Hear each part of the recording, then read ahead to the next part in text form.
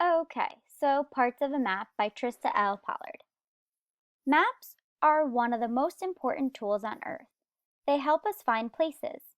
They show us Earth's mountains and oceans. To read a map, you need to understand its different parts. Maps are paper diagrams of the Earth's surface. The first part of a map you need to know is its title. The title tells you what the map is showing. A map of the streets in your hometown would have your town's name as its title.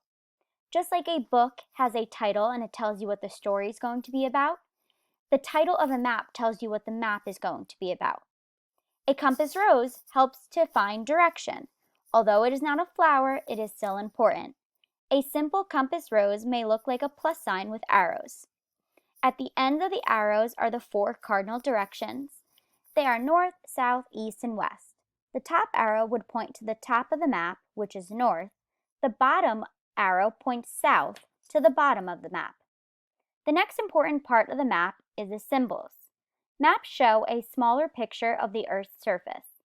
You can't draw a life-size mountain on a small piece of paper. That is why cartographers use small pictures. Symbols are the points, lines, and patterns that are listed in the map key, also known as a map legend. The key is a box located in one of the bottom corners of the map. Symbols have different colors depending on the physical features of the drawing represents.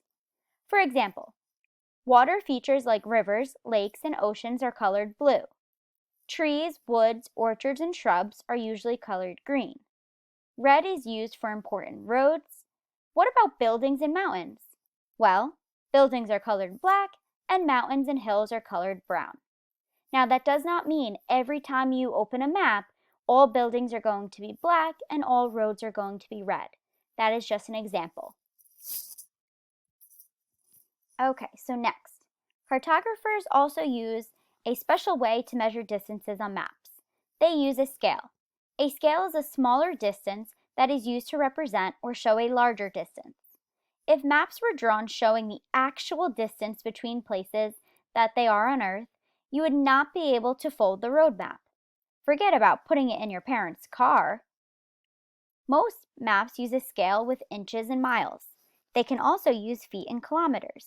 So if you're thinking from here in Monticello to California, that's a really long distance. So if we had to draw a map to scale, we would not even be able to fit it in the school building. So that's why we use a scale. For example, 1 inch may equal 50 miles. So let's say you were trying to measure the distance between your hometown and New York City. What will you do? Well, you can use a ruler. Line up the ruler on the map so that the 2 points are in a straight line. It may not be perfectly straight, but close enough. Make sure the mark labeled 0 is at your starting point. Now measure in inches to your ending point, New York City. How many inches do you have? Let's just say you measured 5 inches. Well, for every inch, the scale says it is about 50 miles on land.